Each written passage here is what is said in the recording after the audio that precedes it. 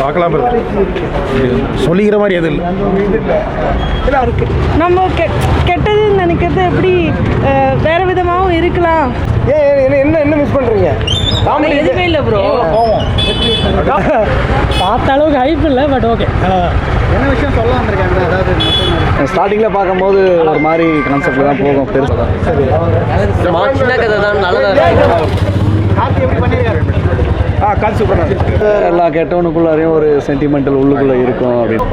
Starting வந்து காமெடியாக தான் கூட்டு போகிறாங்க. லாஸ்ட் எமோஷனலாக அம்மா கதை புரியல. கார்த்தி எப்படி பண்ணியிருக்காரு? செம்மையாக பண்ணிருக்காரு. காமெடியெலாம் ஒர்க் அவுட் ஆயிருக்கா?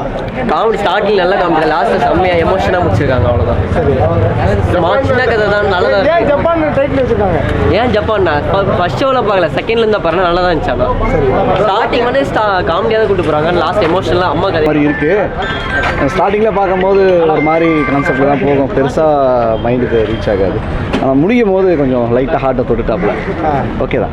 பாட்டு சாங்ஸ் அந்த மாதிரி ஏதாவது இன்ட்ரெஸ்டிங்கான விஷயம் பெருசாக சாங்கை கேட்குற மாதிரியான இதுலலாம் கொண்டு போகலாம். அங்கங்கே கொஞ்சம் விட்டு விட்டாக போகிற மாதிரி இருக்கும். படத்தில் ஒரு கருத்து இருக்கு. ஏதாவது ஒரு கருத்து அந்த மாதிரி எல்லா கெட்டவனுக்குள்ளாரையும் ஒரு சென்டிமெண்டல் உள்ளுக்குள்ளே இருக்கும் அப்படின்ற மாதிரி தான்.